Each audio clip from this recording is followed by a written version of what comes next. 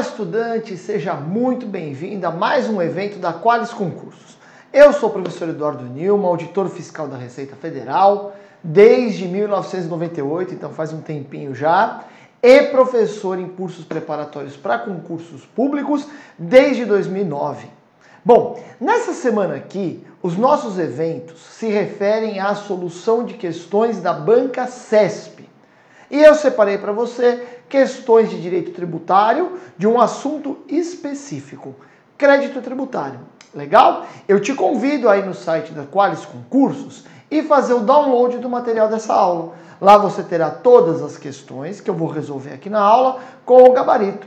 Mas primeiro tente resolver as questões, legal? Não vai direto no gabarito não. Bom, para começar essa aula eu vou chamar aqui o seu material. Então, vamos lá. E aí nós vamos falar, né, o nosso evento se chama Gabaritando a CESP. É uma série de eventos que nós estamos lançando aqui no nosso canal do YouTube, resolvendo questões da CESP. E o nosso tema é crédito tributário. Antes de vermos as questões propriamente ditas, eu te convido a seguir a Qualis Concursos nas redes sociais, se inscrever no nosso canal do YouTube e vir estudar conosco. Bom, como eu selecionei questões de um tema específico para essa aula ser mais produtiva para você, servir como um aprendizado se você ainda não conhece tanto, ou como uma revisão se você já tem bons conhecimentos de direito tributário, nós vamos passar por uma breve conceituação teórica sobre crédito tributário e aí a gente passa para as nossas questões. Legal? Bom, então vamos lá. Quando a gente está falando sobre crédito tributário, nós temos que saber a origem do crédito. E o crédito tributário decorre da obrigação tributária.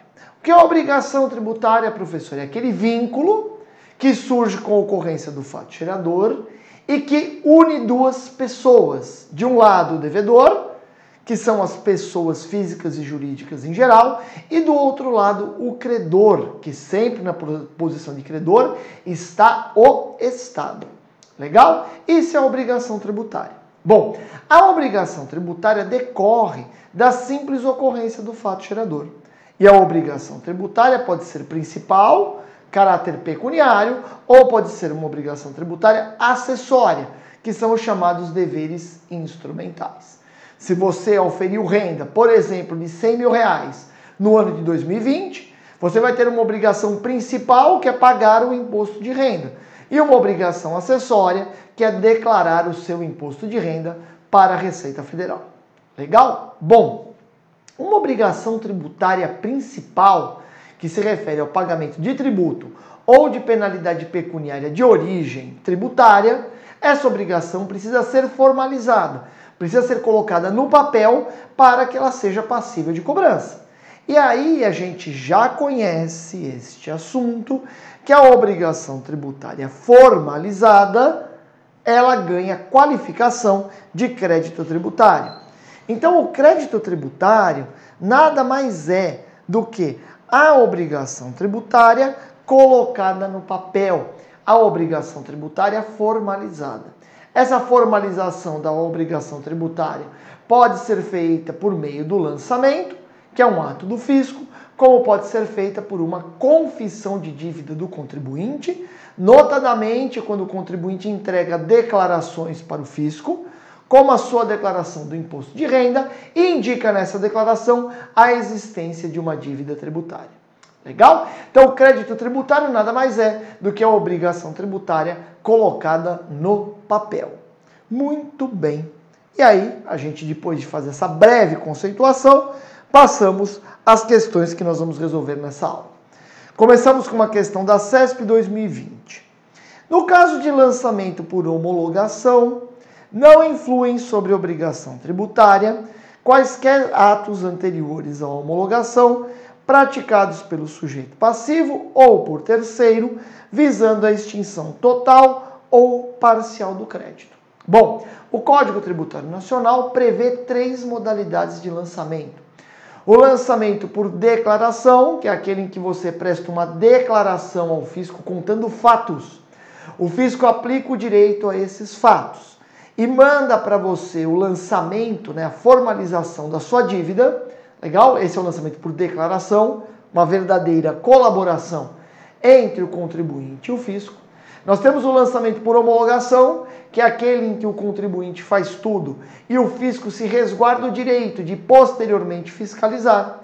E o lançamento de ofício, que é aquele em que o fisco faz tudo e o contribuinte fica lá numa postura passiva.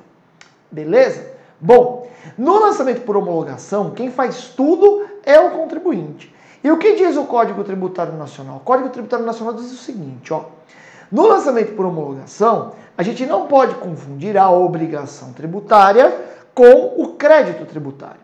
A obrigação tributária decorre do fato gerador. Depois da obrigação tributária, no lançamento por homologação, surgem atos que têm que ser praticados pelo contribuinte, ok? Se o contribuinte pratica esses atos corretinho, vai estar tudo ok, o crédito tributário vai ser formalizado normalmente pelo próprio contribuinte e vai ser extinto pelo pagamento.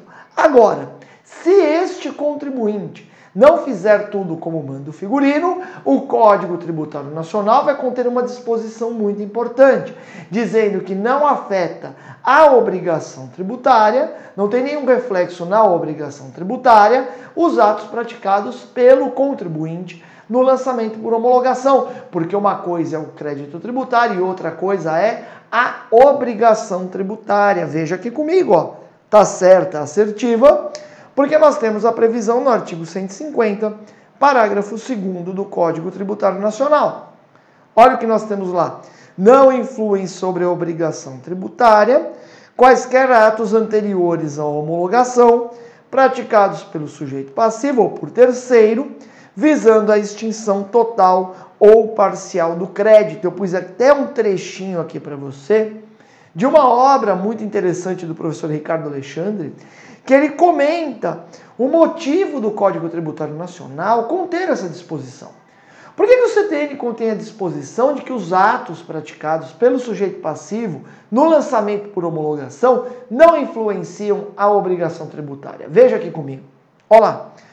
O CTN tenta assegurar que a definitividade da extinção do crédito somente ocorre com a homologação, ou seja, o contribuinte faz tudo, mas a homologação é do fisco. Por isso que os atos praticados pelo contribuinte não vão afetar a obrigação tributária. Seguimos aqui. Como o crédito decorre da obrigação, não seria possível legitimamente efetuar lançamento se a obrigação estivesse extinta. Por isso, para que o fisco possa fiscalizar o contribuinte e eventualmente fazer um lançamento, o CTN assevera que não influem sobre a obrigação quaisquer atos anteriores à homologação praticados pelo sujeito passivo ou por terceiro, visando a extinção total ou parcial do crédito. A obrigação permanece intacta e, se o fisco entender necessário lançar de ofício alguma diferença, poderá fazer. Beleza? Então essa disposição é para dizer assim, o lançamento por homologação, beleza. Os atos que o contribuinte faz posteriores ao surgimento da obrigação tributária não afetam a obrigação tributária, ou seja, essa obrigação permanece íntegra. E se o contribuinte não fizer tudo como manda o figurino e o fisco simplesmente não homologar as providências do contribuinte, já que ele não fez tudo certo, o fisco poderá fazer o lançamento de ofício substitutivo do lançamento por homologação. Ok? Seguimos aqui, vamos à segunda questão, CESP 2018. O lançamento regularmente notificado ao sujeito passivo pode ser modificado em razão do provimento de recurso de ofício. Veja um ponto interessante, o fisco faz o lançamento. Mas o lançamento, que nada mais é do que colocar a obrigação tributária no papel, somente produzirá efeitos em relação ao sujeito passivo, esse lançamento, se esse lançamento for devidamente cientificado. Beleza? Então precisa da ciência do sujeito passivo para que o lançamento se torne eficaz. O lançamento, depois de cientificado ao contribuinte, somente pode ser alterado nas hipóteses previstas no Código Tributário Nacional. Vem aqui comigo. A questão está dizendo que ele pode ser modificado, o lançamento, em razão do provimento de recurso de ofício. Essa é uma hipótese de modificação? Certo. Olha lá o artigo 145. O lançamento regularmente notificado ao sujeito passivo só pode ser alterada em virtude de impugnação do sujeito passivo, recurso de ofício, olha aí a nossa resposta, ou iniciativa de ofício da autoridade administrativa, nos casos previstos lá no artigo 149. E eu chamo a atenção um ponto aqui para você. Normalmente, quando você vai fazer uma prova da banca CESP, né, notadamente quando as questões são dessa modalidade que nós vimos até agora, com certo ou errado, há uma ideia de que as provas da CESP são impossíveis, são muito mais difíceis, mas veja, várias vezes a CESP pede exatamente o que está escrito nos textos legais, ok? Então não é tudo um bicho de 7 cabeças não, beleza? Bom, vamos à terceira questão, e aí uma questão de múltipla escolha, CESP 2019. A Secretaria de Fazenda de determinado estado da federação realizará o lançamento de tributo de sua competência na importação de mercadoria. Ah, professor, mas tem tributo estadual devido na importação de mercadoria? Tem. Qual é o tributo? ICMS. Ok? O valor tributário está expresso em moeda estrangeira e discriminado em documento idôneo. Veja, quando é feita uma importação, o valor da importação é em moeda estrangeira. E aí tem que converter para a moeda nacional para que seja possível definir o valor, né, da obrigação tributária e, consequentemente, do crédito tributário. Legal? Vamos lá. Nesse caso, de acordo com o CTN, o lançamento será feito por... Aí eu chamo a sua atenção do que nós temos no Código Tributário Nacional em relação à mensuração de base de cálculo do tributo em moeda estrangeira. Olha lá o artigo 143. Salvo disposição de lei em contrário, quando o valor tributário esteja expresso em moeda estrangeira, no lançamento far-se-á sua conversão em moeda nacional ao câmbio do dia da ocorrência do fato gerador. Legal? Então veja, a obrigação tributária, pelo nosso ordenamento jurídico, tem que surgir em reais. Então, se a origem da obrigação tributária é uma operação em moeda estrangeira, lembre-se, a obrigação tributária sempre tem que estar expressa em reais. Então você não vai poder dizer para o contribuinte que você está devendo $1.000, porque dólar não é uma moeda que circula no Brasil. Então o que você faz? No dia do fato gerador, no dia que surge a obrigação tributária, você pega o câmbio do dia e faz a conversão daquela operação para reais, e aí sim você tem a base de cálculo do tributo. Beleza? Legal. Então vamos lá. Nesse caso, de acordo com o CTN, o lançamento será feito por alternativa A, arbitramento do valor mediante aferição de similar exclusivamente nacional. Você vai desprezar o valor daquela operação de importação para procurar um similar nacional, para ver o preço desse produto do Brasil? Não, até porque está dito que a operação está cobertada por um documento idôneo. Então aquela mensuração do produto em moeda estrangeira é uma mensuração boa. O que tem que fazer o fisco é apenas converter aquela base de cálculo, aquele valor mensurado em moeda estrangeira para reais. Ok? Alternativa B. Arbitramento do valor mediante aferição de similares nacional e internacional, prevalecendo o que for maior. Nada a ver. Eu tenho um documento que acoberta a operação e que tem informações verídicas. É só converter o valor em moeda estrangeira que consta desse documento de importação para a moeda nacional em decorrência, em função, o cálculo em função do câmbio do dia, do fato gerador. C. Conversão em moeda nacional ao câmbio do dia fixado na nota fiscal de remessa da mercadoria no exterior. Então, primeiro, não tem nota fiscal no exterior, nota fiscal tem dentro do Brasil. Legal? Eu vou ter os documentos na importação, mas que não são nota fiscal. Segundo, a conversão para reais é no dia da ocorrência do fato gerador, porque a obrigação tributária já nasce em reais. Então não tem nada a ver com o envio da mercadoria lá no exterior. Quando acontece mesmo o fato gerador do imposto de importação? No momento da entrada da mercadoria estrangeira no território nacional. Ok? Alternativa D. Aqui nós estamos falando de ICMS, né? Que vai ocorrer no desembaraço aduaneiro. Alternativa D. Conversão em moeda nacional do dia do lançamento definitivo do tributo. Eu vou usar a cotação do dia do lançamento definitivo do tributo? Não, eu vou usar a cotação do dia de ocorrência do fato gerador, do dia em que nasce a obrigação tributária. Lembra para sua prova, a obrigação tributária já tem que nascer em reais. Alternativa E, conversão em moeda nacional ao câmbio do dia da ocorrência do fato gerador da obrigação. É isso? Olha lá. Salvo disposição de lei em contrário, quando o valor estiver expresso em moeda estrangeira, no lançamento vai fazer a conversão em moeda nacional ao câmbio lá do fato gerador e, portanto, a alternativa E é a correta. Guarde para sua prova. A obrigação tributária tem que ser desde o início mensurada em reais. Legal? Por isso que é o câmbio do dia do fato gerador. A quarta questão também é múltipla escolha, CESP 2018. Considere que lei tributária tem instituído novos critérios de apuração de tributo municipal e que tem ampliado os poderes de investigação do auditor. Então, é uma lei tributária procedimental. Com relação a esse caso, é correto afirmar, com base nos dispositivos normativos do CTN, que será aplicado ao lançamento. Veja, aqui nós temos a disciplina jurídica aplicável ao lançamento das normas procedimentais, as chamadas normas adjetivas. Não são normas relativas à existência efetiva do tributo, qual é o valor do tributo e quem tem que pagá-lo. Essas são normas materiais tributárias.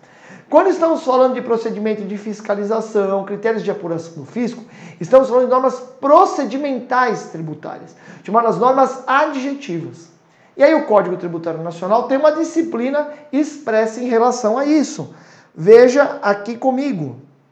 Artigo 144, parágrafo 1º do Código Tributário Nacional. Aplica-se ao lançamento a legislação que, posteriormente à ocorrência do fato gerador da obrigação, tem instituído novos critérios de apuração ou processos de fiscalização, ampliados poderes de investigação das autoridades administrativas ou otorgado ao crédito maiores garantias ou privilégios. Portanto, quando o auditor vai fazer o lançamento, ele vai aplicar a lei do momento em que ele está fiscalizando, para ver como ele fiscaliza o contribuinte, quais são os critérios de apuração que ele vai utilizar na fiscalização e quais são as garantias e privilégios do crédito tributário, desde que melhores ao fisco. Legal? Inclusive, quando a gente estuda o princípio da irretroatividade da lei tributária, nós estudamos esse artigo aqui do CTN. E eu sempre explico para os meus alunos. A irretroatividade da lei tributária se refere à existência do tributo e quem tem que pagá-lo. Então, uma lei tributária nunca pode voltar para fazer com que um fato que não era gerador seja gerador, para mudar o valor do tributo devido ou para mudar quem tem de pagá-lo. Para os outros casos, a lei pode retroagir no direito tributário, notadamente a legislação tributária adjetiva, a legislação tributária procedimental. Beleza? Então, vamos lá. Com relação a esse caso, então uma lei tributária que instituiu novos critérios de apuração de tributo e ampliou os poderes de investigação do auditor, é correto afirmar, com base nos dispositivos normativos do CTN, que será aplicado ao lançamento. Alternativa A. A lei nova, apenas se tiver vigência retroativa ao tempo do fato gerador. Precisa dessa vigência retroativa? Resposta não. Inclusive, o nosso ordenamento jurídico não trabalha com essa ideia de vigência retroativa de forma expressa. Beleza? Seguimos aqui. Alternativa B. Aplica-se ao lançamento a lei nova vigente após a ocorrência do fato gerador, desde que não amplie os poderes de investigação. Errado. Nós vimos que o Código Tributário Nacional fala expressamente da, entre aspas, retroatividade da lei tributária que amplia os poderes de fiscalização. Legal? Porque veja, a lei que amplia os poderes de fiscalização, ela não faz surgir um tributo que não existia. Ela apenas permite que o fisco descubra este tributo, né? Que esse tributo que é devido e não foi pago, que o fisco consiga encontrá-lo de uma forma mais fácil. Beleza? Alternativa C. Será aplicado ao lançamento a lei vigente ao tempo do fato gerador, mesmo que tenha sido modificada. Errado.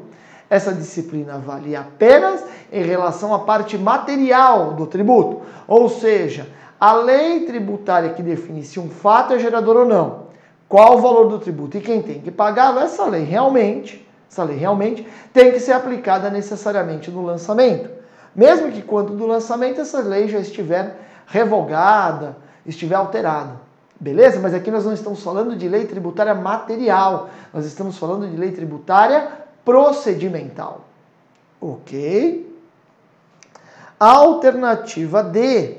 A lei vigente ao tempo do fato gerador, mesmo que tenha sido revogada. Errado. Porque está faltando falar da legislação procedimental.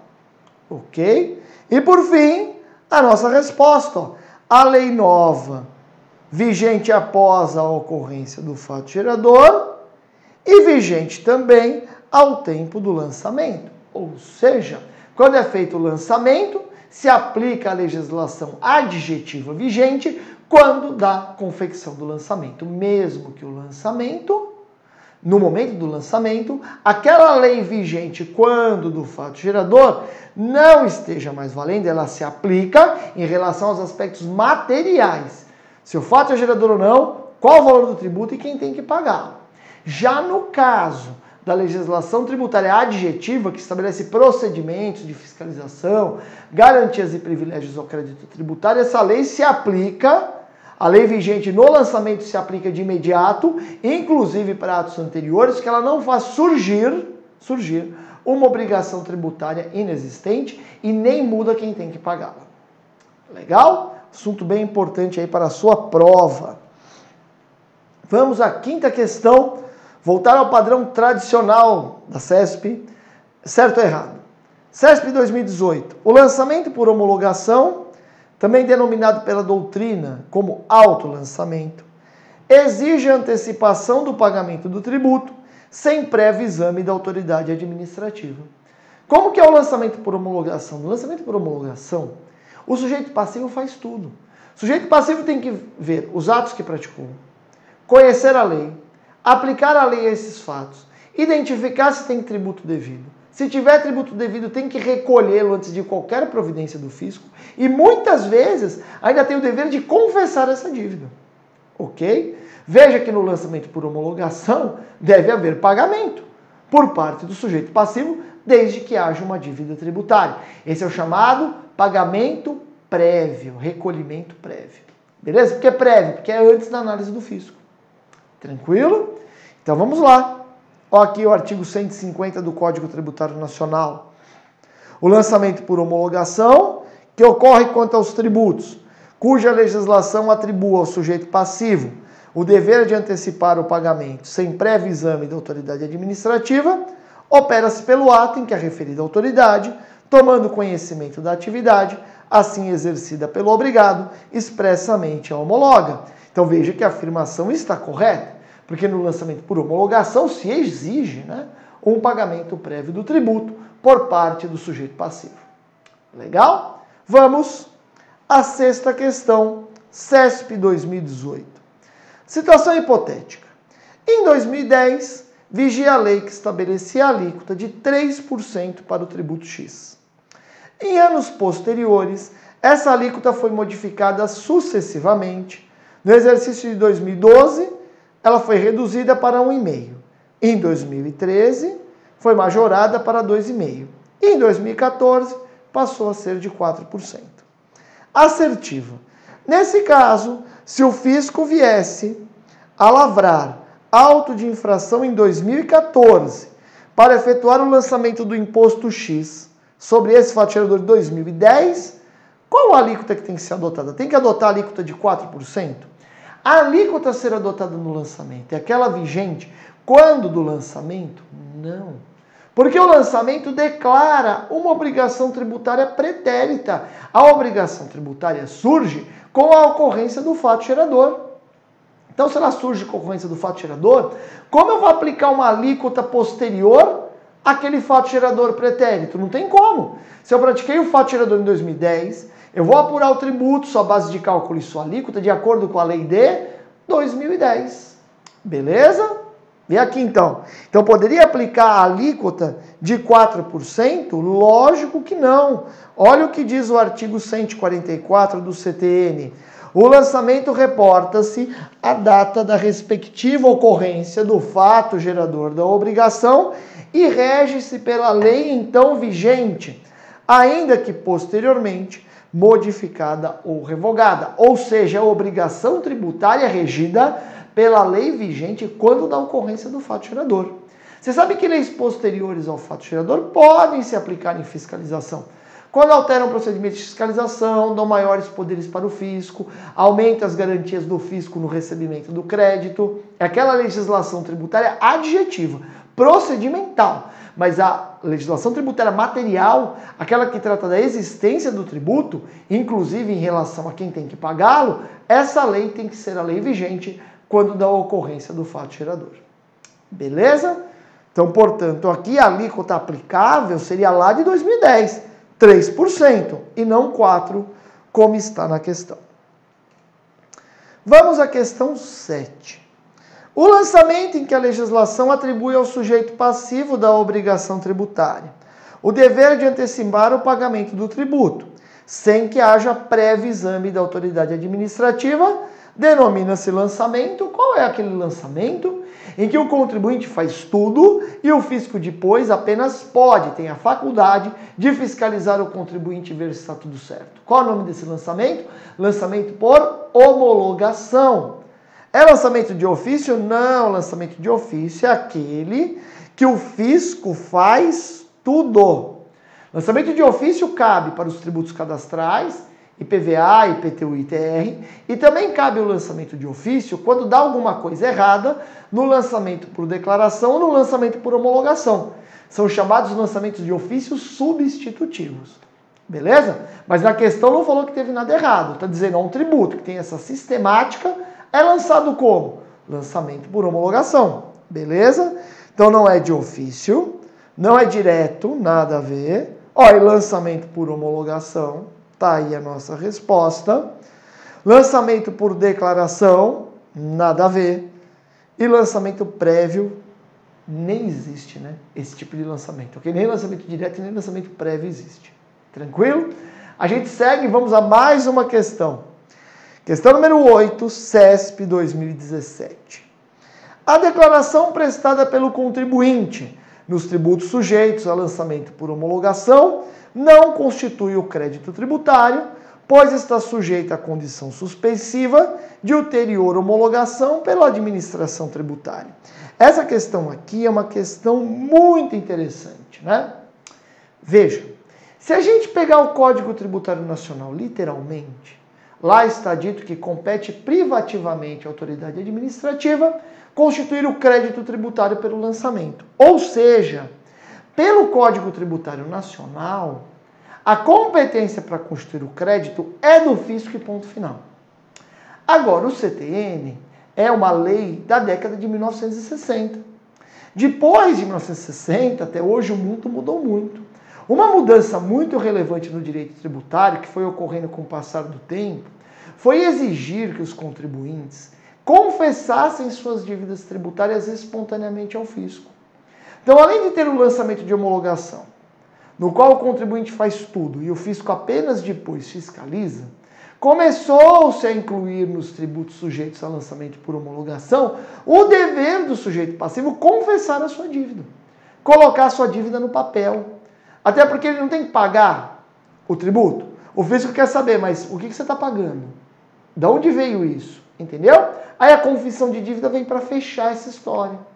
Legal? Bom, na década de 1980, uma norma federal veio dizer o seguinte: olha, se o tributo foi objeto de uma declaração entregue pelo contribuinte, confessando a sua existência, não precisa fazer lançamento. E aí ficou uma tremenda celeuma, porque era uma lei ordinária, o CTN diz, né, que compete privativamente à autoridade administrativa fazer a constituição do crédito pelo lançamento, então ficou uma polêmica em relação a isso. Essa polêmica chegou ao Poder Judiciário e o STJ pacificou a questão dizendo o seguinte: olha, se o contribuinte já confessou a existência da dívida, aquela dívida tributária já foi formalizada, já está no papel. Para que eu vou exigir que o fisco faça um lançamento para colocar a obrigação tributária no papel se o contribuinte já fez? Tranquilo? Veja aqui comigo então. Olha lá a súmula do STJ 436.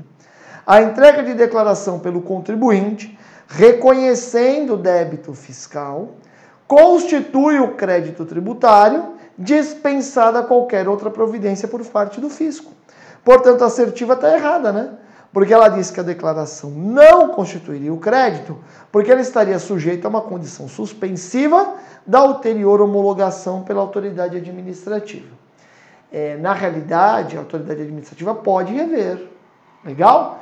Mas ela revê numa ideia de assim, em princípio está certo, se eu fizer a revisão e estiver errado, aí nós teremos consequências diferentes, entendeu?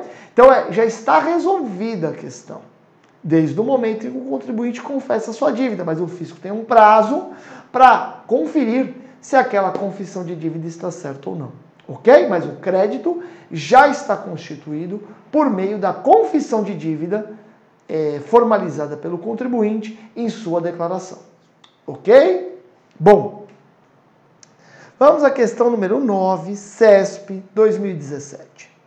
Considera-se válida e regular a notificação do lançamento de ofício do IPTU.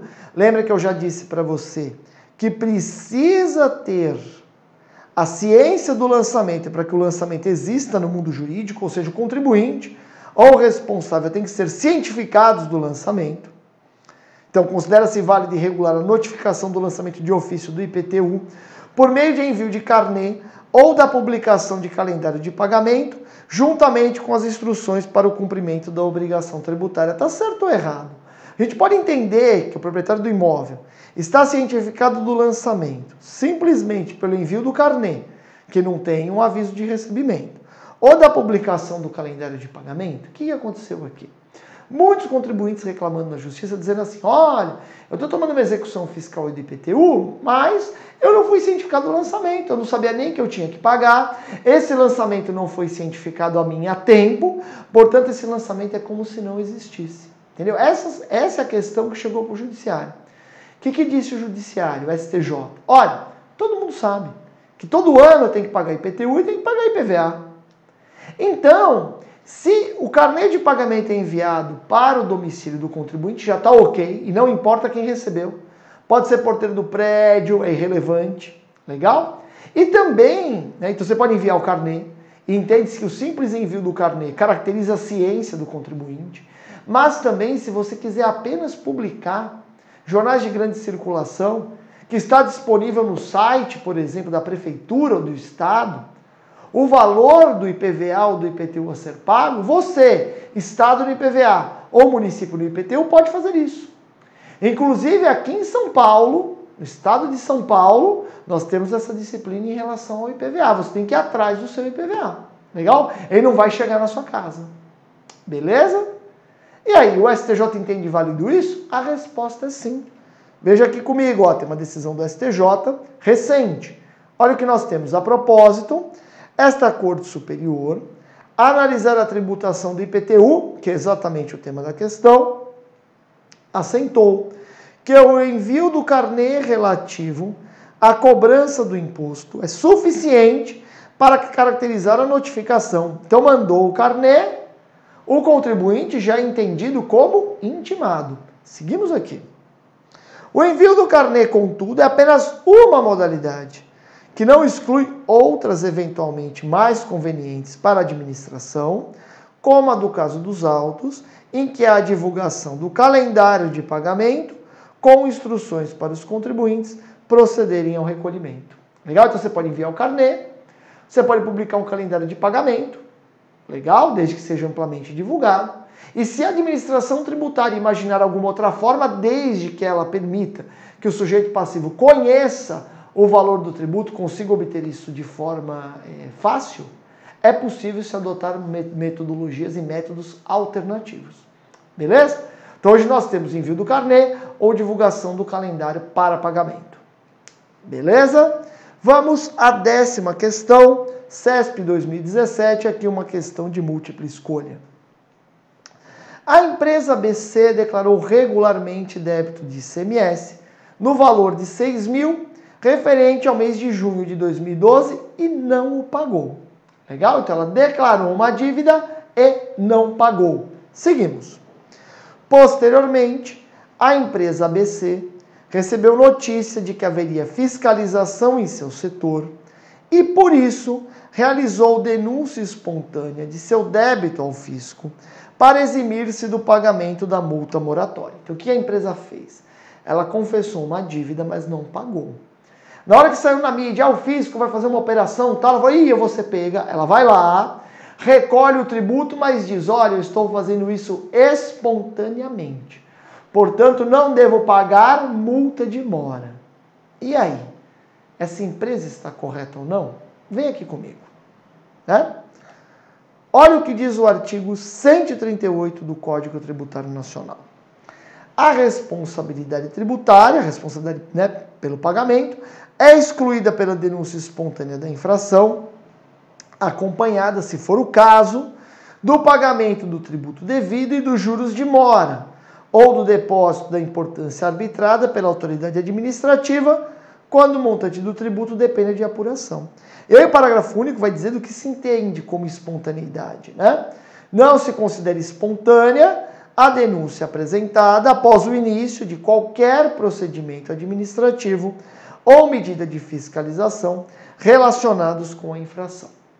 Espontaneidade significa que você fez a regularização da sua citação antes de estar sob procedimento fiscal. Ah, professor, mas como fica caracterizado que eu estou em procedimento fiscal? O fisco tem o dever de documentar o início da fiscalização, exatamente para que seja possível apurar eventual denúncia espontânea. Se você pagar o tributo antes do início da fiscalização, você pode estar em denúncia espontânea. Se você pagar depois do início da fiscalização, denúncia espontânea não é. Legal? Nesse caso aqui, a gente viu que ele pagou antes do início da fiscalização, só com base na notícia de que teria fiscalização, mas tem uma questão importante aqui que nós vamos ver na alternativa, que ele declarou este débito. Tranquilo? Seguimos aqui. Bom, alternativa A. O contribuinte pode, por declaração, constituir o crédito tributário confessando, mas isso não impede de realizar denúncia espontânea? Errado! Olha o que diz o STJ.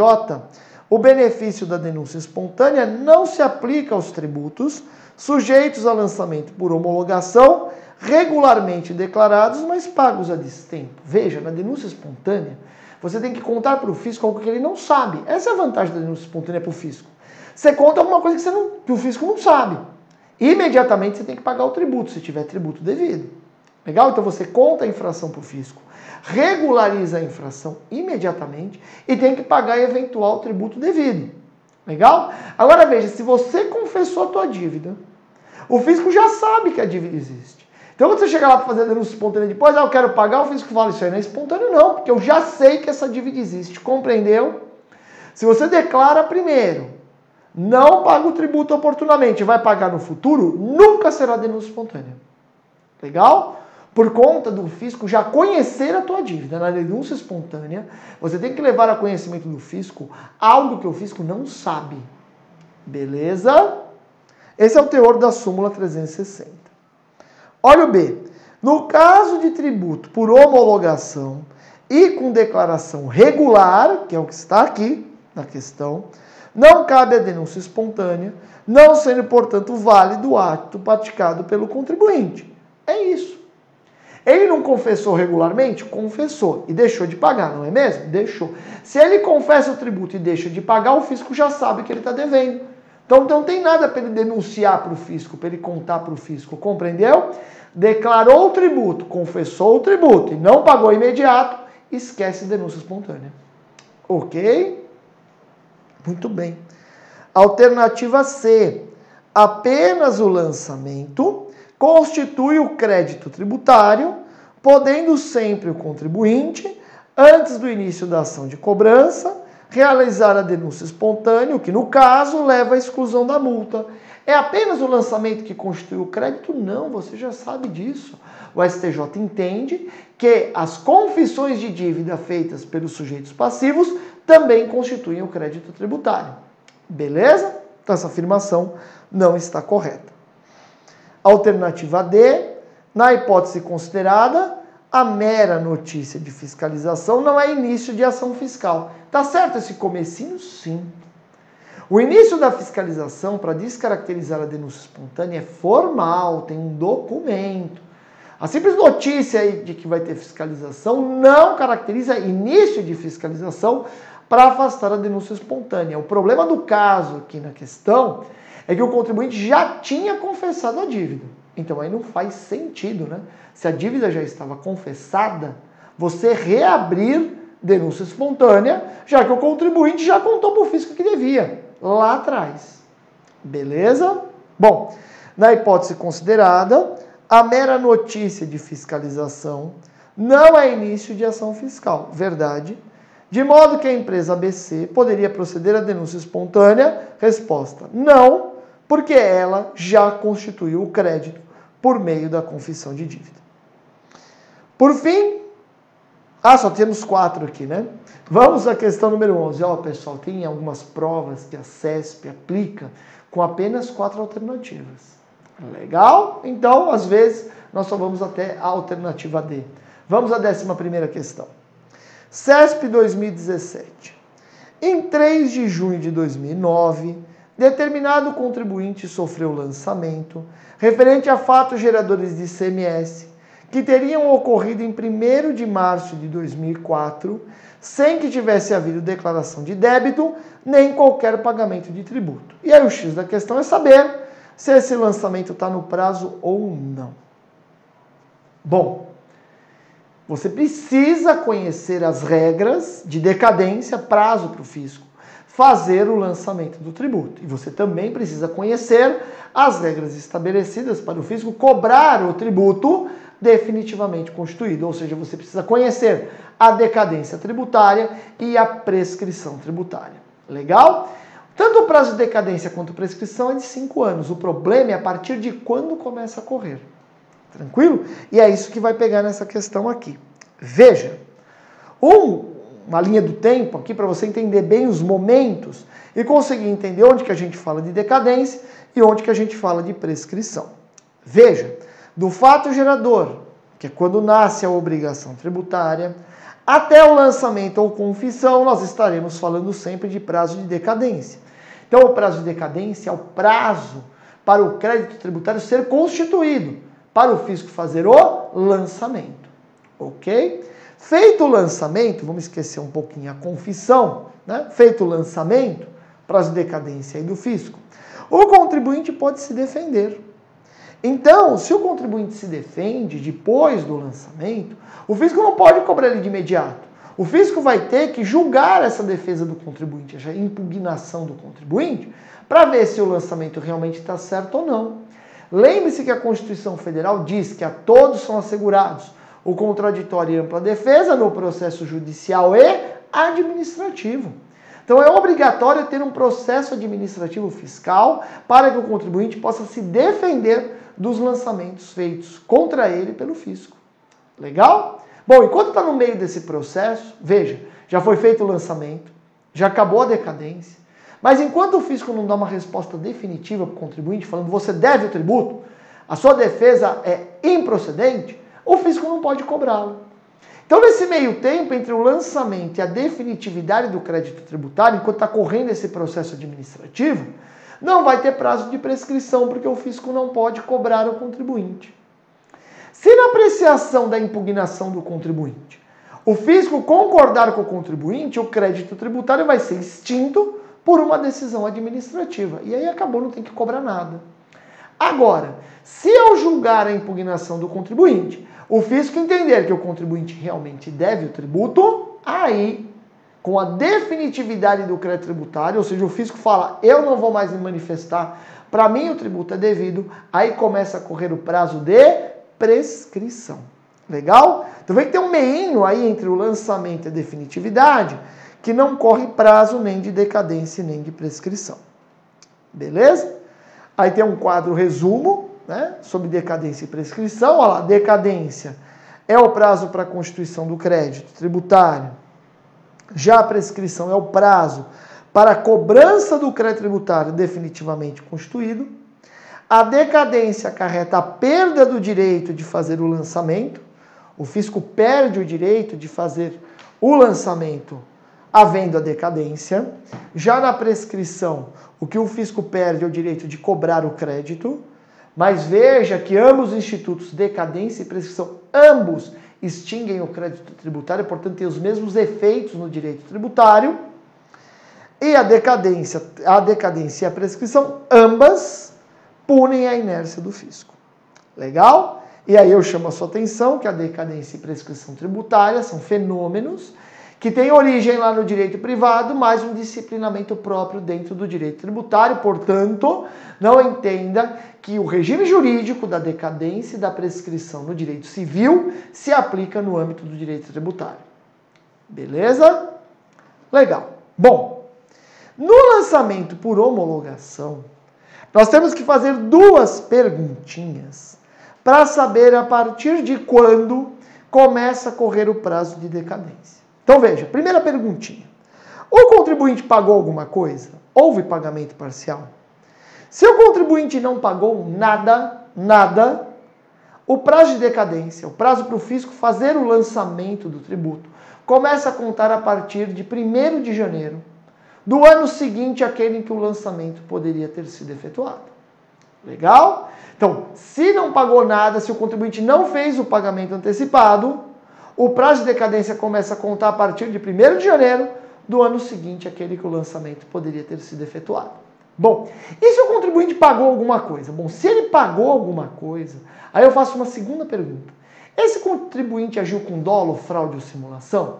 Esse contribuinte agiu com sacanagem? Bom, se ele agir com sacanagem, vamos botar um prazo de decadência grande para ele. Vamos colocar decadência para começar a contar a partir de 1º de janeiro do ano seguinte, aquele em que o lançamento poderia ter sido efetuado. Ou seja, a decadência sempre começará em tributos lançados por homologação. Em 1º de janeiro do ano seguinte, aquele em que o lançamento poderia ter sido efetuado, quando o contribuinte não pagou nada ou quando ele agiu com sacanagem, com dolo, fraude ou simulação. Bom, se o contribuinte pagou alguma coisa e não agiu com sacanagem, aí a decadência começa a contar mais cedo, porque a conduta do contribuinte foi melhor, aí começa a contar do fato gerador. Beleza? Bom, esse fluxozinho é super importante. Tire uma foto aí, poste, né, nas suas redes, você estudando com esse fluxo, que vai ajudar bastante amigos seus a conseguirem compreender direitinho a apuração, né, do início da decadência em tributos sujeitos a lançamento por homologação. Aí voltamos à nossa questão. Em 3/6/2009, determinado contribuinte sofreu um lançamento referente a fatos geradores do ICMS que teria ocorrido em 1 de março de 2004, sem que tivesse havido declaração nem pagamento. Opa! Quando não pagou nada, qual é o prazo de decadência? Quando começa a contar? 1º de janeiro do ano seguinte, aquele em que o lançamento poderia ter sido efetuado. Vamos aqui na nossa questão. Quando é o fato gerador? 1º de março de 2004. Não teve nenhum pagamento, então a decadência começa a contar a partir de 1º de janeiro do ano seguinte.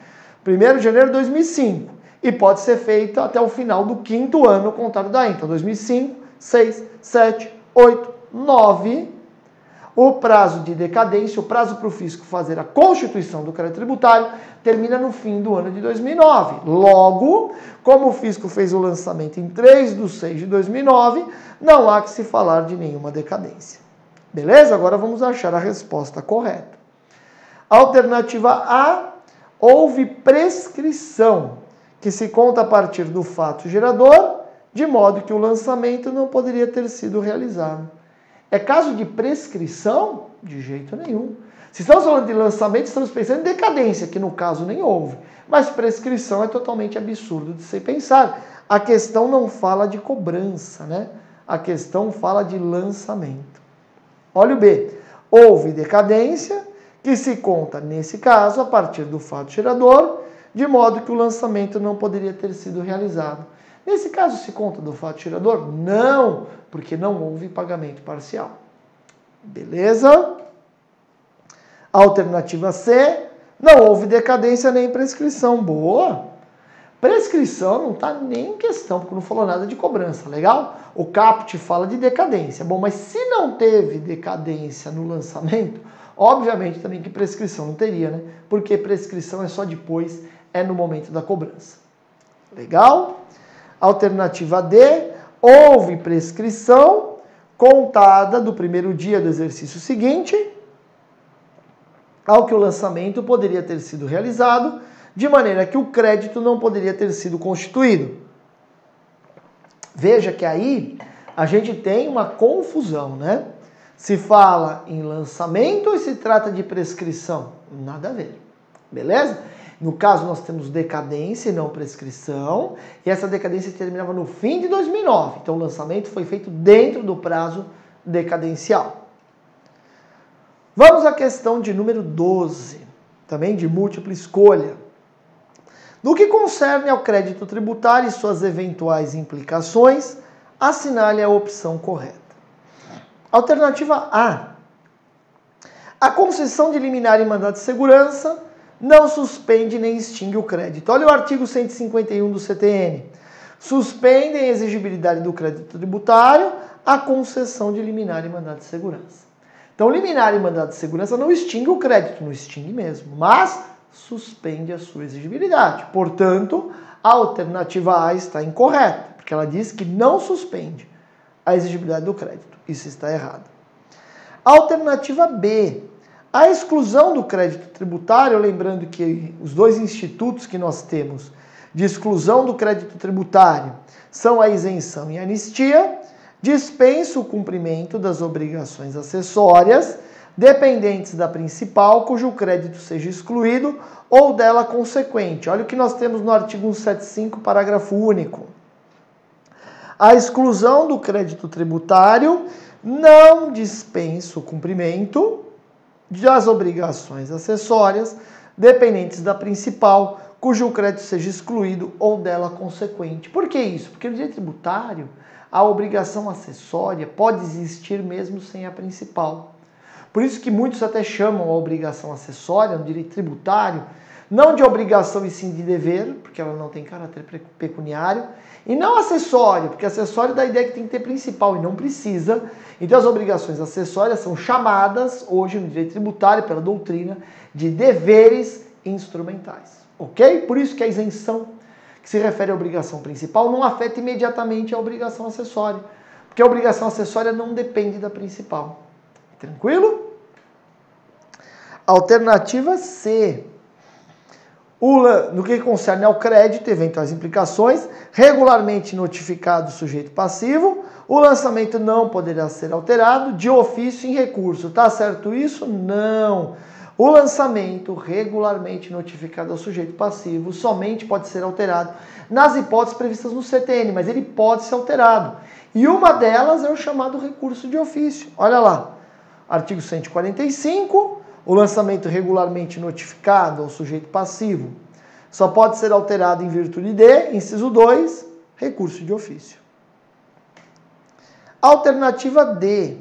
Comprovada a falsidade, o erro ou a omissão quanto a qualquer elemento definido na legislação tributária, como de declaração obrigatória, o lançamento deve ser efetuado e revisto de ofício pela autoridade administrativa. Tá certo isso, professor? Sem dúvida nenhuma. Olha o artigo 149 do CTN, que trata das hipóteses do lançamento de ofício. O lançamento é efetuado e revisto de ofício pela autoridade administrativa nos seguintes casos. Inciso 6, quando se comprove falsidade, erro ou omissão quanto a qualquer elemento definido na legislação tributária como sendo de declaração obrigatória. Legal? Então, quando você espera uma declaração do contribuinte, essa declaração não vem, seja por erro, seja por fraude, se torna adequado e necessário a constituição do crédito tributário por meio do lançamento de ofício. Beleza? Isso vale tanto para o lançamento por declaração, quanto para o lançamento por homologação, né? Então, se a declaração no lançamento por declaração não vem bonitinha, o fisco lança de ofício. É o lançamento de ofício substitutivo. No lançamento por homologação, se a declaração que o contribuinte presta, que é uma modalidade de confissão de dívida, não vem toda bonitinha, o fisco tem que constituir o crédito tributário por meio de lançamento de ofício substitutivo do lançamento por homologação. Beleza? Legal. Por fim, a alternativa E, o depósito integral do montante do crédito resulta em sua extinção. Errado. O depósito do montante integral do crédito resulta na suspensão de sua exigibilidade. Olha lá o artigo 151, inciso 2. Suspende a exigibilidade do crédito, o depósito do montante integral. Guarda uma coisa, quem quer pagar o tributo paga e extingue o crédito com o pagamento. Quem faz depósito quer briga, então o depósito não pode extinguir o crédito, já que o contribuinte quer é briga. Legal? Ou seja, pode ser que o contribuinte na briga ganhe a briga do fisco. E aí aquele depósito vai ter que voltar para o patrimônio do contribuinte. Então eu vou falar que o depósito extingue o crédito tributário, esse dinheiro pode até voltar para o contribuinte. Compreendeu? Beleza, vamos a mais uma questão. Aí na modalidade certo ou errado. No tocante aos princípios e às normas sobre tributação de um modo geral, julgue o próximo item. Quando o contribuinte é obrigado a efetuar o pagamento do imposto, sem que haja o prévio exame da autoridade administrativa, a Fazenda Pública homologa esse pagamento tacitamente. Decorrido o prazo de 5 anos, entretanto, a Fazenda é obrigada a fazer a homologação expressa. É isso que está no Código Tributário Nacional? Não. O que diz o CTN? Que nos tributos sujeitos a lançamento por homologação, o contribuinte paga o tributo ao fisco sem nenhum exame prévio. E o fisco não homologa nada de plano. O fisco tem 5 anos de prazo para homologar. A chamada homologação expressa, dizer está tudo bem. Se passar os 5 anos e o fisco não homologar expressamente aquele pagamento feito pelo contribuinte, aí ocorre o fenômeno da homologação tácita, legal? Mas a homologação tácita não é desde o início, não. É passado o prazo para o fisco homologar aquele pagamento. Se passa o prazo e o fisco não faz nada, aí entra em cena a chamada homologação tácita. Legal? Então aqui está totalmente errado. Olha o que diz o artigo 150, parágrafo 4º. Se a lei não fixar prazo para homologação, será ele de 5 anos, a contar da ocorrência do fato gerador. Expirado esse prazo sem que a Fazenda Pública se tenha pronunciado, considera-se homologado o lançamento, mas só lá no final, hein? E definitivamente extinto o crédito, salvo se comprovada a ocorrência de dolo, fraude ou simulação. Se houver dolo, fraude ou simulação, o prazo, né, para que o fisco realize a homologação do pagamento feito pelo contribuinte começa a contar a partir de 1º de janeiro do ano seguinte. Legal? É aquelas regrinhas que nós vimos, né? Regra de decadência do tributo objeto de lançamento por homologação. Legal? Uma questão bem interessante essa aqui, né? Vamos à questão de número 14. CESP 2016. A sociedade empresária XYZ, que tem por objeto social o comércio de roupas e acessórios, encontra estabelecida em Belém, no Pará. No desenvolvimento de sua atividade empresarial, essa pessoa jurídica prestava as declarações exigidas pela legislação tributária relativamente ao ICMS e efetuava o pagamento antecipado do crédito. A partir de dezembro de 2011, embora a sociedade empresária tenha continuado a enviar as declarações, deixou de efetuar o pagamento do valor correspondente à obrigação principal. Ou seja, a empresa continuou confessando a sua dívida, mas parou de pagá-la. Legal? A gente segue aqui. Em fevereiro de 2016, a Secretaria de Fazenda Estadual identificou, mediante fiscalização no estabelecimento empresarial, o descumprimento das obrigações principal e acessórias relativas ao pagamento do ICMS, tais como emissão de notas fiscais e preenchimento de livro fiscal obrigatório. Veja, o contribuinte, além de não pagar o tributo adequadamente, ainda pisou no tomate, não emitindo nota fiscal e não preenchendo os livros fiscais de forma adequada. Em decorrência desse descumprimento das obrigações acessórias, o contribuinte vai tomar uma multa. Legal? Então ele vai ter ICMS que ele confessou e não pagou e mais a multa relativa ao descumprimento das obrigações acessórias. Bom, a respeito dessa situação hipotética, julgue o item seguinte. A declaração de ICMS realizada pelo contribuinte constitui o crédito tributário, de modo que não há necessidade de realização do ato de lançamento por homologação, iniciando-se o prazo prescricional desde o transcurso do prazo de vencimento da obrigação principal. Veja, a declaração do contribuinte com a dívida de ICMS é suficiente para a constituição do crédito? Jurisprudência do STJ, sim. Declaração de dívida tributária constitui o crédito. Bom, se o contribuinte confessou a dívida, não tem sentido permitir que o contribuinte se defenda de uma confissão que ele mesmo fez. Então, quando o contribuinte constitui o crédito tributário por meio da confissão, o crédito já está definitivamente constituído. Definitivamente constituído o crédito, o fisco já pode cobrá-lo, desde que vencido. Beleza? Então, depois do vencimento, então você tem a obrigação acessória, a entrega da declaração, confessando a dívida. Já não tem mais dúvida sobre a existência da dívida. Passou o prazo de vencimento, o contribuinte não pagou o fisco, ao fisco nasce o direito de realizar a cobrança. E aí começa a contar o prazo prescricional. Então aqui está perfeita essa alternativa e eu pus aqui para você um trechinho de uma decisão do STJ. Olha lá.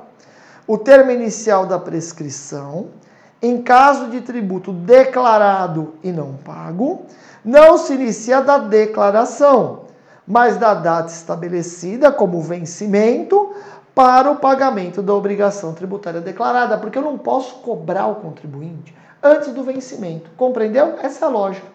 Como eu não posso cobrar o contribuinte antes do vencimento, ele confessou a dívida, ela não está vencida, eu não posso cobrá-lo, não pode começar a contar o prazo de prescrição. Tranquilo? Beleza? Então veja, se confessou a dívida, não tem nada para homologar. Esquece o lançamento por homologação.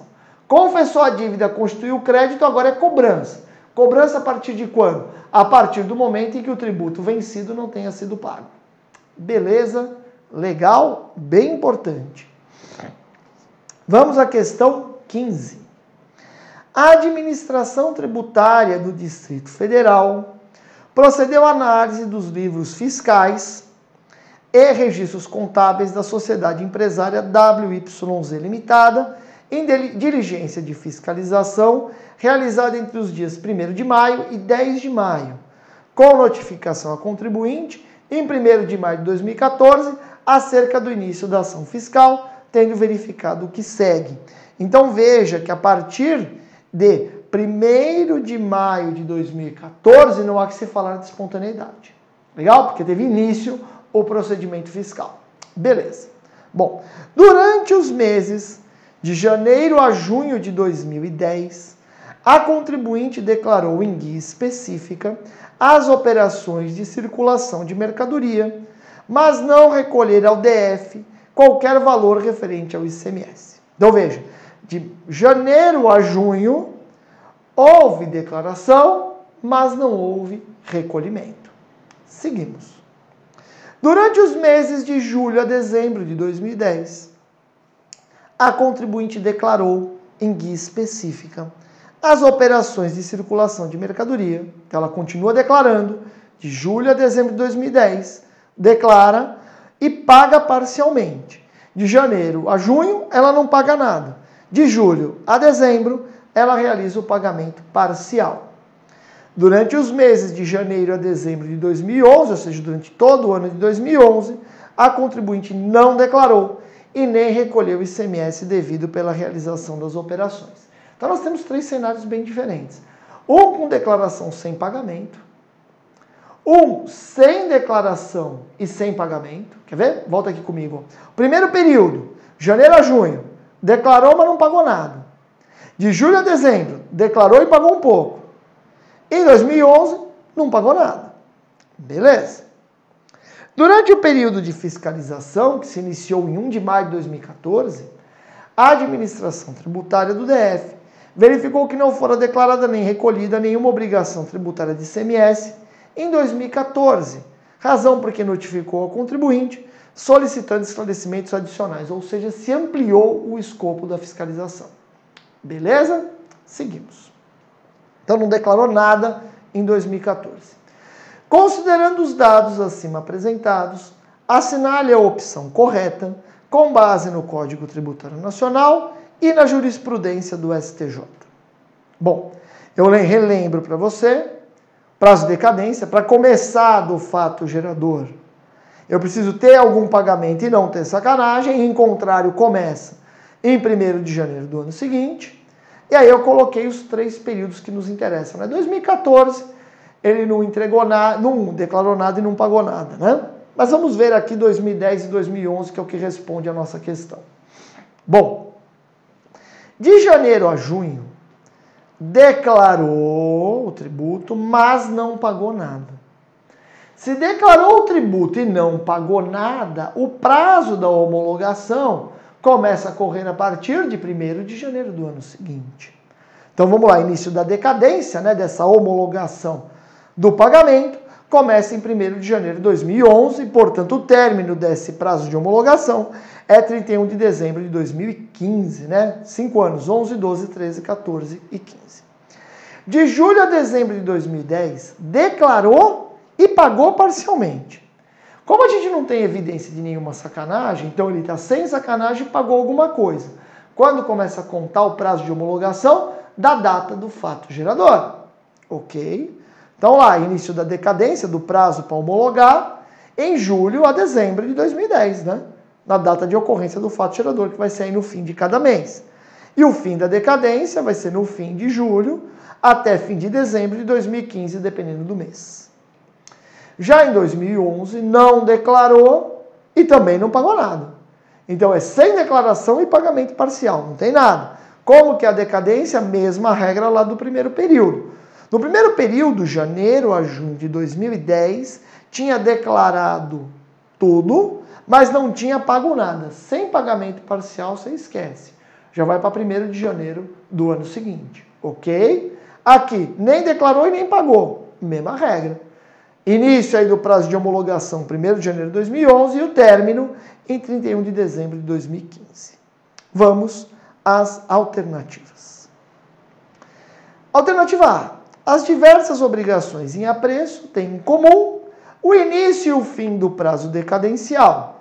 Início em 1º de maio de 2014 e término em 30 de abril de 2019. Absolutamente nada a ver. Só responderia a isso quem acha que o período da fiscalização é importante para fins de decadência. Ok? Então, absolutamente nada a ver. Não começa a contar decadência a partir do início da fiscalização. Alternativa B. Para evitar a decadência dos direitos referentes às obrigações tributárias geradas entre os meses de janeiro a junho de 2010, olha lá aquele primeiro período, em que a decadência termina em 31 de 12 de 2015, o fisco do DF deve lançar o tributo até 31 de 12 de 2014. Tá certo isso, professor? Não, contou errado o prazo de decadência. O prazo de decadência desse primeiro período começa em 1º de janeiro de 2011. Então, 2011, 12, 13, 14 e 15. Termina em 31 de dezembro de 2015. Legal? Alternativa C. Com relação às obrigações tributárias referentes aos meses de julho a dezembro de 2010, o lançamento tributário de ofício é prescindível porque o crédito já foi constituído pelo contribuinte. Veja, de julho a dezembro foi objeto de constituição, olha lá, com declaração e pagamento parcial. Beleza. Precisa lançar tributo que já foi objeto de confissão? Resposta: não. Você já conhece essa súmula, eu lembro para você de novo. A CESP gosta de perguntá-la, né? Olha lá, a entrega de declaração pelo contribuinte, reconhecendo o débito fiscal, constitui o crédito, dispensada qualquer outra providência por parte do fisco. Beleza? Débito declarado e não pago está constituído e passa-se a cobrança, cujo prazo de prescrição começa a contar a partir do vencimento do tributo. Beleza? Bom, alternativa D, no que se refere às obrigações tributárias referentes aos meses de janeiro a dezembro de 2011, o fisco deve efetuar o lançamento dentro do prazo decadencial de 5 anos, tá certo? Notadamente porque aqui não teve nem declaração, que se iniciou no dia da ocorrência de cada fato gerador? Não. Começou em 1º de janeiro do ano seguinte, né? Aqui início é 2012, tá? Início da decadência 1 de 2012 e término 31 de dezembro de 2016.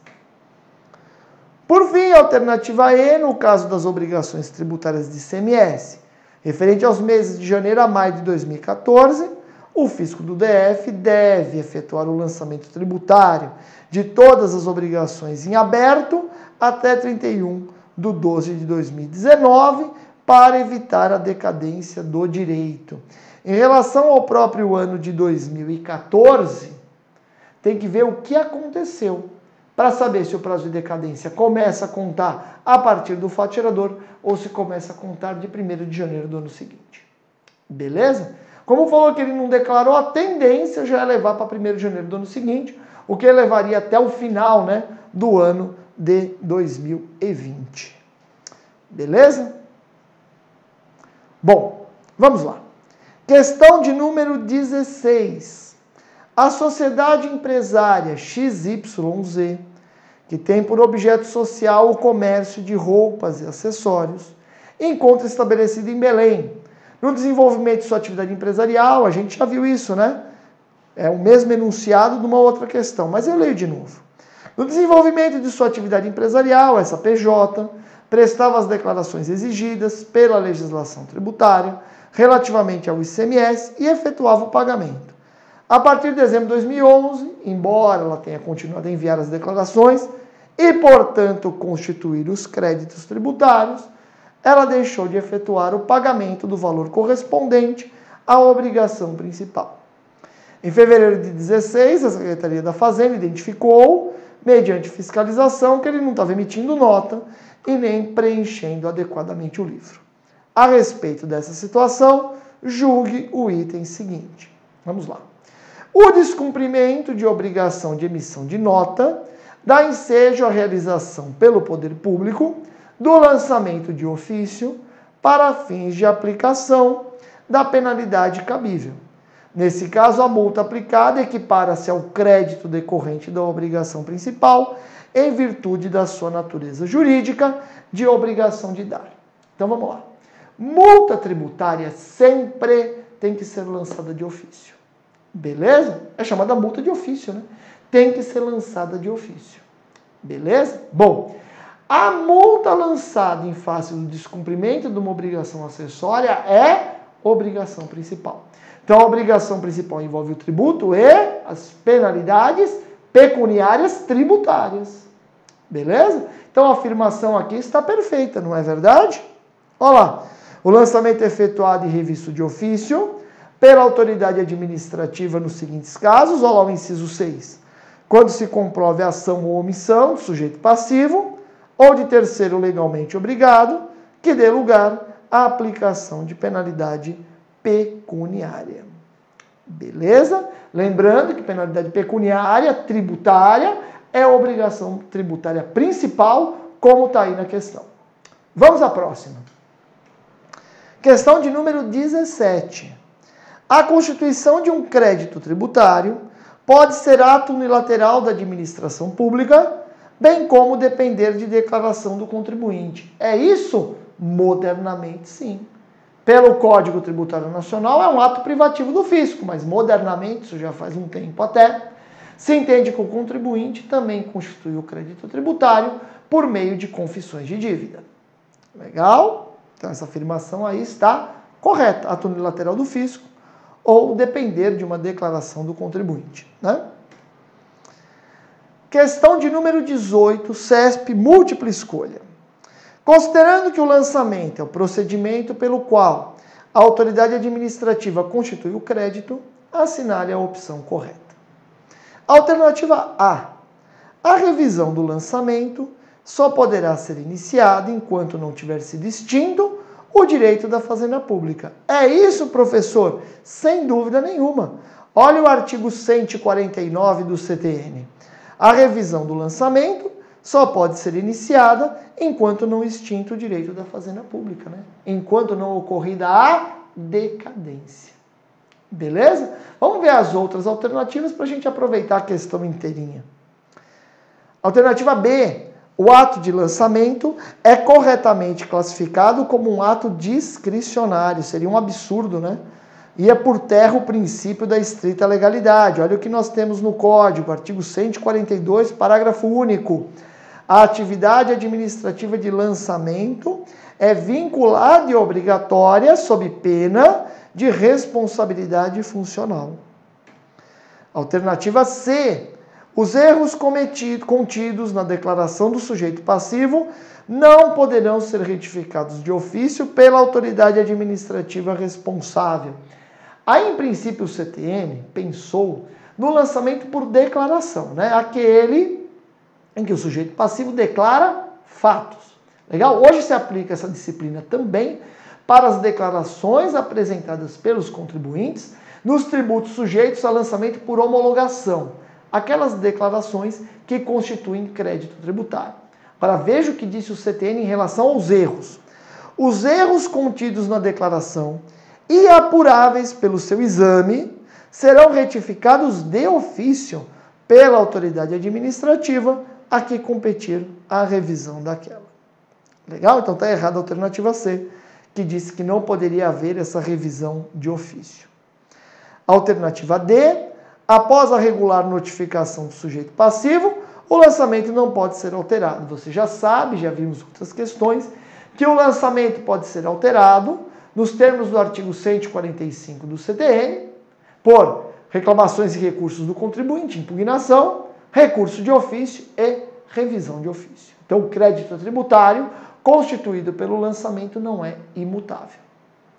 Por fim, a alternativa E, salvo disposição legal em contrário, o lançamento realizado em moeda estrangeira terá a sua conversão para moeda nacional com base no câmbio do dia do pagamento do tributo. É com base no câmbio do dia do pagamento do tributo? Não. Com base no câmbio do dia da ocorrência do fato gerador. Lembre-se, eu já te falei, que a obrigação tributária tem que surgir direto em reais. Ok? Questão 19, questão de certo ou errado da CESP. Caso um contribuinte apresente a declaração exigida por lei e efetive o pagamento antecipado de tributos, sujeitos ao lançamento por homologação, desde que inexistente lei estadual que fixe prazo distinto, o prazo para homologação será de 5 anos, contado da ocorrência do fato gerador. Aí eu lembro de novo aí para você qual é a regrinha, né? Para contar do fato gerador tem que ter pagamento e não ter nenhuma sacanagem. E aí a gente tem, a gente tem aqui a afirmação como correta. Por quê? Porque não se ponderou nada de sacanagem e tudo mais. Então, qual é a regra da homologação? É 5 anos do pagamento. Beleza? Agora a gente vai para a última questão dessa nossa aula aqui. Vamos à questão de número 20. No exercício do controle fiscal, o Tribunal de Contas identificou que a Secretaria de Fazenda do Estado vinha, de forma contumaz, retardando por mais de 5 anos a constituição de muitos dos créditos tributários oriundos de tributos sujeitos a lançamento de ofício, fato que gerou, como consectário lógico, a impossibilidade de cobrar do contribuinte o crédito tributário, porque ocorreu a decadência. Nesses casos, não havia possibilidade de autoridade competente realizar o lançamento. A respeito dessa situação hipotética e de aspectos legais a ela relacionados, julgue o item que se segue. Considerando-se que nessa situação não tenha havido anulação de lançamento por vício formal, os tributos referidos deveriam ter sido lançados em até 5 anos, contados do primeiro dia do exercício seguinte, aquele em que o lançamento poderia ter sido efetuado. Veja, primeiro aqui a questão trata do lançamento de ofício e trata do prazo de decadência quando houve anulação do lançamento anterior por vício formal.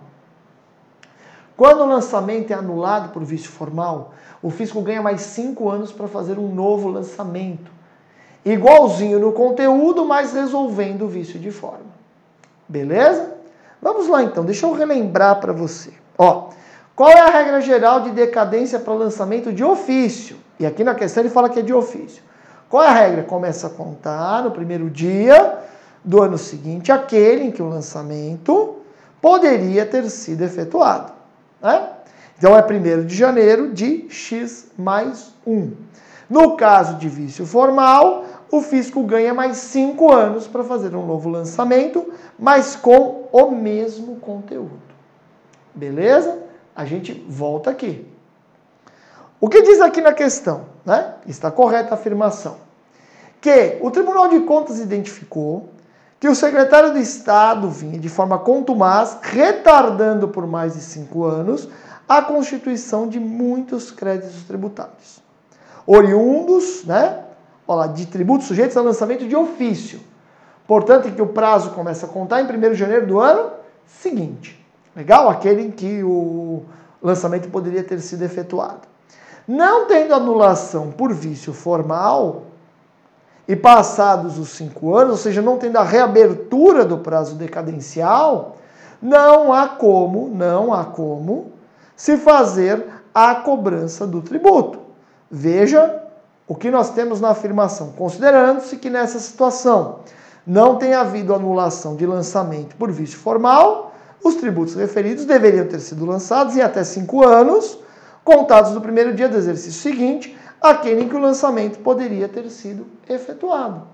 Legal? Que é a regra do Código Tributário Nacional para o lançamento de ofício. Legal? Bom, é um grande prazer estar aqui com você, ter estado com você nessa quase 1h30. Espero que essas questões tenham ajudado bastante você a compreender os conceitos relativos a crédito tributário, ver como a banca CESP gosta de perguntar isso em prova, e eu aproveito para te convidar a continuar assistindo os nossos eventos dessa semana aqui de resolução de questões. Um abraço para você, bons estudos e até a próxima.